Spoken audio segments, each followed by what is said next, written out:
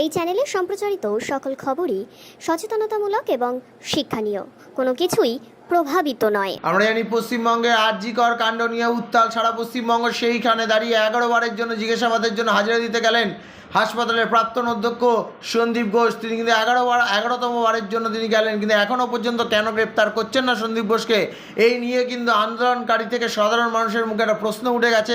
এবং সেই প্রশ্নের সম্মুখীন কিন্তু সিবিআই না হলেও 11তম বারের জন্য জিজ্ঞাসাবাদের জন্য সন্দীপ ঘোষের বাড়িতে ইতিমধ্যে পৌঁছেছে। এবং তারপরে 11তম বারের জন্য সন্দীপ ঘোষ পৌঁছালেন সিবিআই দপ্তরে, অর্থাৎ সিবিআই এর অফিসে, সিজিও কমপ্লেক্সে।